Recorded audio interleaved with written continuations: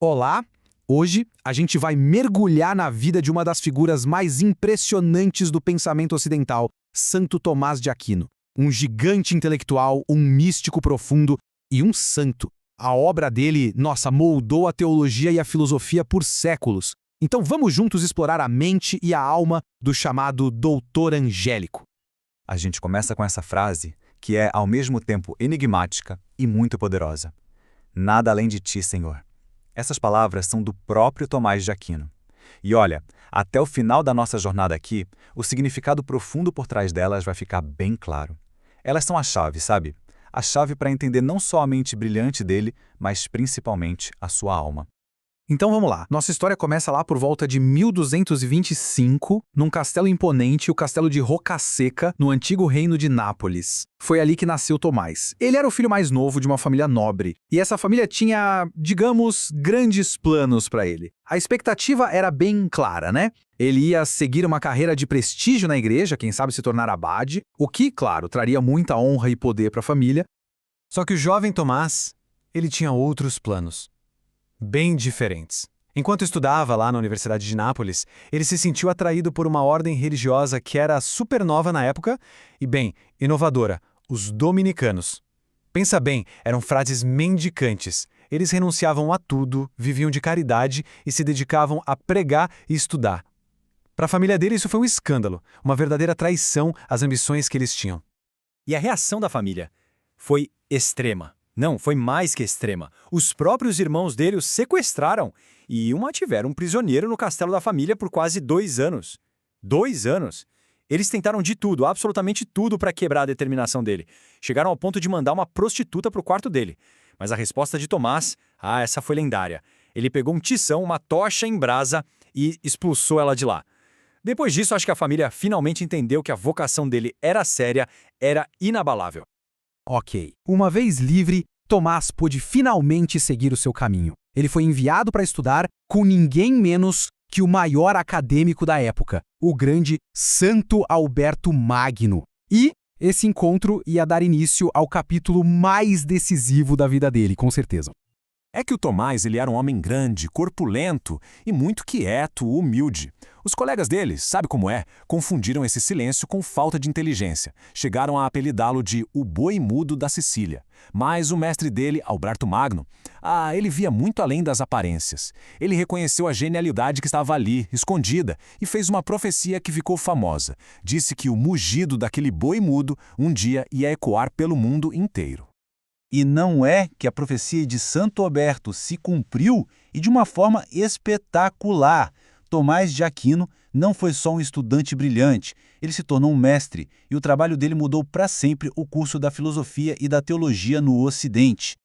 A obra-prima dele, a Summa Theologiae, a Suma Teológica, é um verdadeiro monumento do intelecto. O objetivo era, muito ambicioso e até revolucionário para a época. Ele queria mostrar que a fé, aquela revelada por Deus, e a razão humana não entram em conflito. Pelo contrário, naquele tempo a filosofia de Aristóteles estava sendo redescoberta e muita gente via aquela lógica toda como uma ameaça à fé.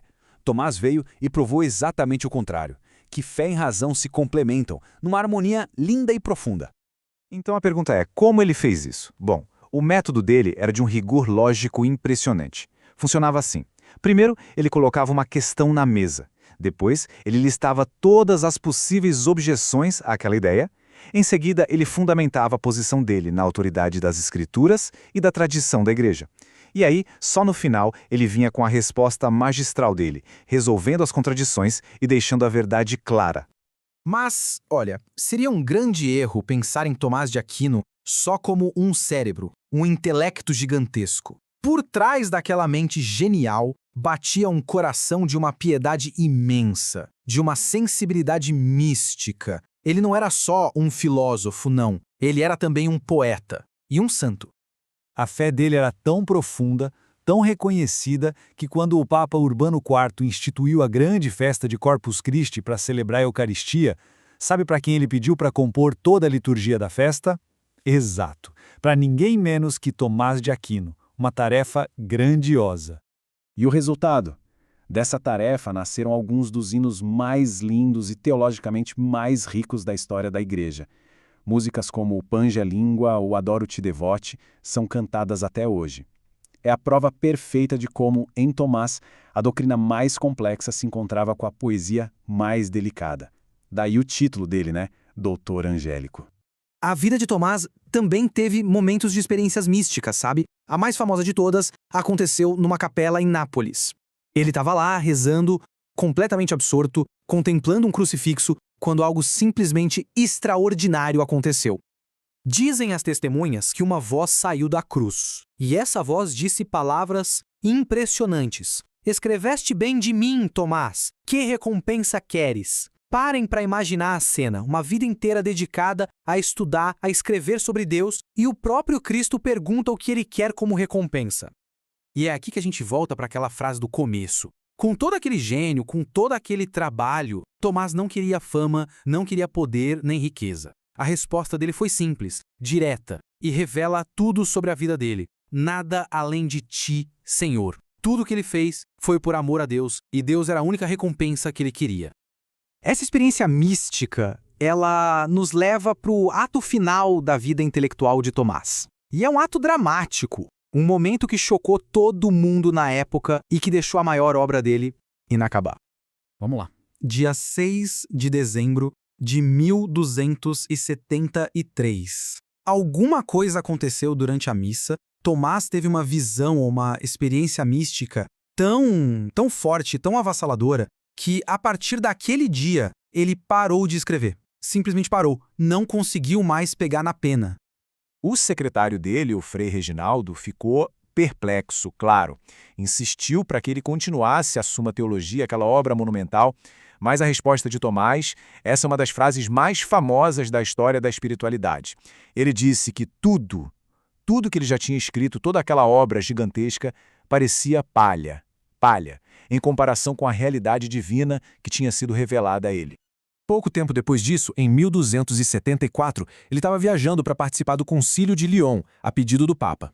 No caminho, Tomás adoeceu e acabou falecendo na abadia de Fossa Nova. Ele tinha só uns 50 anos, uma vida curta, relativamente. Mas o legado dele, estava só começando.